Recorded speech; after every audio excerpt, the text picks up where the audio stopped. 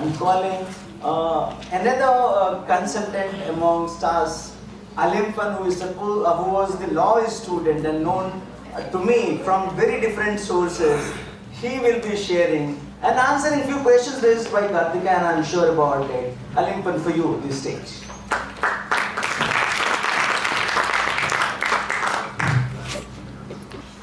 Hello and good morning. First of all, I want to thank Professor Afroz Alam and the organizers of this conference for having me here. Thank you, Professor Afroz. You know, it's no surprise that the consultants have shown up with the PPT, so please excuse our indulgences and best practices that we've developed in this domain. To start off on a lighter note, you know, Professor Afroz Alam mentioned that today is the day that the consultants will get audited. And you know, as a consultant who's worked with political parties and audited their structures and processes, it's actually nice to be on the other side and being audited today. So having said that, you know, I've been a part of this industry for about 8 years now. I started out as an associate in this industry and worked for 7 years, took a break, pursued my master's degree abroad, came back, and now I'm with Showtime. So there are systems and processes in place in this industry which allows people to grow through the ranks as well. And it's not just, you know, a set of people who are the decision makers sitting at top and they're forever going to be there. They're going to be there because, you know, people do not last long enough, or they have different expectations from this industry, and then they don't end up staying. But if you stay, this can become a career. Having said that, let me move on to my presentation today. And let me touch on the evolution of the political consulting industry. So right at the beginning, I want to ask you to take a moment and think about a few questions about this industry. You know, if political consultants did not exist, think in your heads, and we'll come back to the answers in a bit. Who do you think would be doing the tasks that we do today? Secondly, without the intermediary system of political consultants, do you think that the normal people would have a greater or lesser say in the political affairs of the country? Thirdly, if this whole revolution didn't happen in 2014, to what extent would you think the traditional political structures of our country, which are greatly resistant to any kind of change and disruption, would have adopted, say, things like 3D rallies or a Chai Pe Charcha that happened in 2014? How do you think a normal elected representative, without having the support of a back office of professionals who are working in political consulting industry, would engage with their voters? I think Harsh briefly touched upon this topic. In India, the number of people an elected representative has to represent is greater than anywhere in the world. So how do you think they would reach out and try to maximize their interaction with as many people as they can without having this backup or a support system of professional consultancies? And lastly, in terms of policy decisions, do you agree or disagree that real-time feedback and public perception is an important metric which should drive policy decisions? So these are the 5 questions I would like to start with. Keep them in your head, and we're going to come back to it towards the end of the presentation and try to find some answers to this together. So let us first understand, you know, what traditional politics and traditional political campaigning was all about.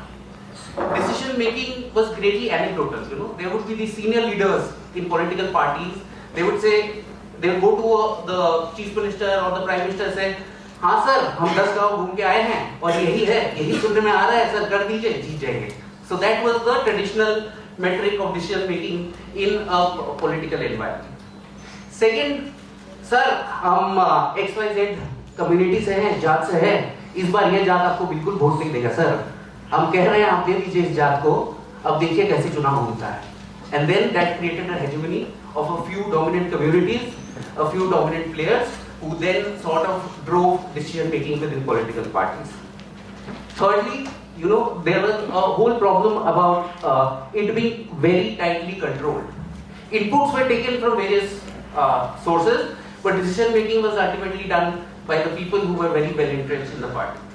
Now, if you were a politician back in the day when political consultancies did not exist, what was your growth trajectory? How would you break into this field? You know, you needed patronage. In the traditional language of politics, we call it Maibap.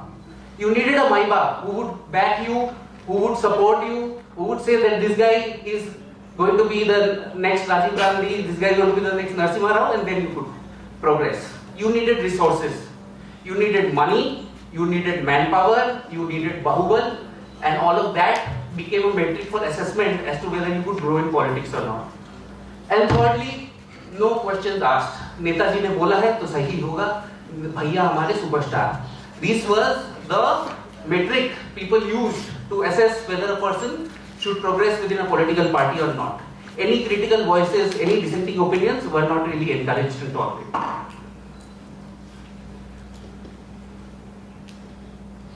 So let's come to the seminal moment of political consulting. 2014. What changed in 2014? Social media.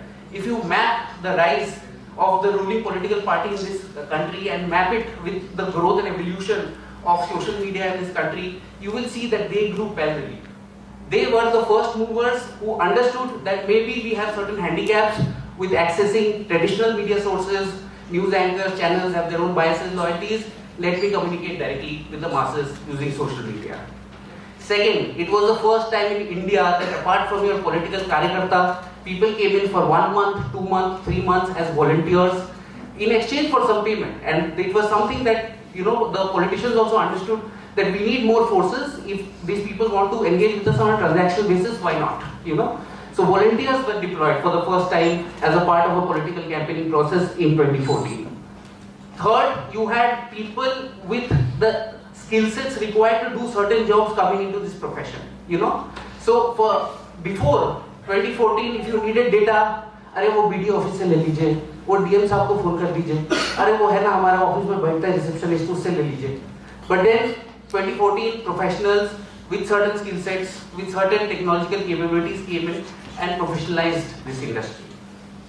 Micro targeting, you would have blanket campaigns, India shining and things like that. So 2014 also for the first time when we saw data-backed micro targeting and campaigns based on specific communities and castes. That is also the other point, that data was extensively harnessed to ensure proper targeting, proper messaging, proper outreach in 2014. And finally, you see, the Indian voter in 2014 was upset with the failures of coalition politics, and they decisively moved from people who voted for parties and ideologies to a certain extent to people who voted for decisive leaders. They wanted action. Let's not forget the whole policy paralysis argument that was going on at that time. And from then we see continuously that people are more and more becoming and voting for leader-centric campaigns and leader-centric leaders. So moving forward, the first question that has been raised in this platform today is, do we need political consultants? So first of all, I would like to make a humble submission that let us not confuse ourselves by thinking that there is only one type of consultant. This industry over the last 10 to 12 years has grown and matured quicker than any other industry. So even within that, you have cross-party consultants like the organization I represent. Then parties have built in-house capabilities like a Nation with Namo or an inclusive for BJP and an inclusive minds for Congress. So there are different type of consultants, and the moral and ethical questions that are being raised on consultants might apply for one set but might not necessarily for the other. So that focusing of the moral questions on which set of consultants are we talking about is very important. And thirdly, as some of the speakers mentioned, that there has been an explosion of individual consultants who are also working in this field. Now, how have consultants really contributed and changed political campaigning, right? So the first thing is, as it started with door-to-door surveys. It started with phone calls being done for surveys. And in the last election, I worked with every day from a certain agency. I used to get an AI-powered survey that used to tell me exactly the vote percentage a party is getting, the leader approval rating, and things like that. So this is the extent of growth and maturity along with the development of technology that this industry is bringing into the political domain. Second, social media when it started out, it was just about, एक tweet डाल दीजिए, इसको reply कर दीजिए. But now it's about the entire digital ecosystem, where you have your influencers. We are all aware of what happened to Mr. Beer Biceps recently. He was also a part of the ecosystem, right? So now it's not only about individual handles or posts, there's an entire ecosystem involved in digital campaigning, right? Analytics has advanced to a great extent as well. Just putting things on an Excel, finding the first possible insight and then selling it to politicians no longer work, because there are players in the industry who have capabilities to sort of harness advanced analytics. And similarly, you have outreach tools like IBRS and WhatsApp. In the last Maharashtra election that I worked on, there were videos of Ajit Pawar addressing people by name, saying, "Dear Mr. Afroz, thank you for having me here. Dear Mr. Amitabh Tiwari, thank you for being here." So that is the power of micro-targeting, and that is how we are evolving nowadays. And finally, we have various tech-enabled tools. So we have dashboards, we have mobile apps. Like when I was working in 2019 in Andhra Pradesh, we had Jagannath Army app, and people came in and people sort of joined and they were given tasks, and through their tasks they could connect with the leader. So that is also a form of public interaction, right?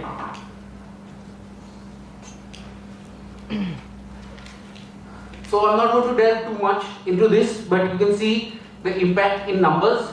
Only 40% MPs in 2014 had social media accounts and were engaging it. By the 2024 election, it's almost 90%. Number of political consultants is a rough estimate, 2014, 150. It's about 12,000 plus. I was talking about technology, the Cadre Connect, the Saral app that the BJP is using has 60 lakh Karyakartas, and the Congress claims, I haven't verified it, is that there are 30 lakh users on the Shakti app. So, the other elephant in the room, should we be scared? The first sort of criticism is for the cross-party consultants. Is these guys don't have any ideological commitment here. क्या है प्रशांत किशोर, क्या है ये iPad, क्या है ये Showtime? पहले कभी काम करते थे मोदी जी के लिए, अब चले गए नीतीश के साथ, अब चले गए अमरिंदर के साथ. So, but think of it, right? Are we not creating political consultants out to be a much larger societal phenomenon than they actually are? Think of management consultants. McKinsey and Company, in geopolitics we talk about great power rivalry, US versus China. The latest scandal was that McKinsey and Company, which is a US headquartered firm, was helping the Chinese government increase their exports to the US. So if they have a certain sort of moral threshold, look at I was a corporate lawyer, okay? So I was working both for Government of India, I was also working for the Adani Group, I was also working for GMR, right? Because I am a professional. It's my job to bring my skill set to the table. It's my job to do things that I'm good at and advise the people who seek my advice. Second, यार ये लोग चुनाव करते हैं 3 महीने फिर भाग जाते हैं.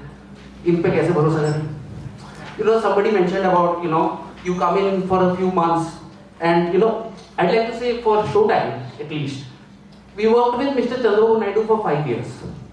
We joined him in 2020 and worked with him till the last election, which was about 5 years. We worked with Conrad Sarma for about 3 years, and we worked with Mr. Eknath Shinde for about 2 years. So there are different kinds of consultants. There are certain consultants who hit and scoot, but we as an organization at least have taken an approach to work long term with our clients. Somebody also spoke about the lack of accountability of election promises, right? So see, as consultants who are advising a political party, let's assume just for the campaign part, right? What is the power you have? You can take a political leader, put him in front of the masses and say, these 5 things you repeat ad nauseum. You tell them 200 times that I'm going to give you free water. You tell them 200 times that I'm going to give you free electricity. And that itself is a process of accountability. Because when that leader tomorrow goes out in front of the voter and says that I cannot deliver, all those clips, all those promises, all the collateral is present in every household. They're going to ask questions, saying, why did you say so many times through this collateral, through this video, that I'm going to give you things when you didn't? Right? The other criticism is about work culture, And to that extent, I do agree that working in this domain is not easy and it's not for everyone. I am currently working with Mr. Chandrababu Naidu, and he, as a leader, as a man, will get up at 7 in the morning on a Sunday, all prepared, taken a bath, had dinner, had his breakfast, and then the whole day he will take meetings of what he calls the back office. So that if your client is setting such a high benchmark, fortunately or unfortunately, we do not have the option to pick and choose our hours or the way we work, because you are working with clients who are deciding the fate of a millions, and you being present or not present can make some sort of a difference. But things are changing. We work for 7 days a week for the last 2 to 3 months of the election, but we also give 1 month comp off after that. So people who work there will know that we are one of the few industries which after a campaign will give you 1 month paid holiday to recover from all the tension. Yeah. Okay, so I'm going to just wrap up, and so you can see these are the things, the questions, and I'm going to try and answer these questions through the Q&A session. Thank you so much for your patience and your time. Thank you, Alimpan, and very pertinent points. Some of the questions raised by Karthikeya was answered, and one question is still left, which I will be raising on his behalf at the end of this discussion. Now that we know that there are not as many questions as there are answers, because there are multiple ways to answer questions, and one cannot be absolutely fair in responding to a questions, but there can be a fair compromises on certain principles. So all right,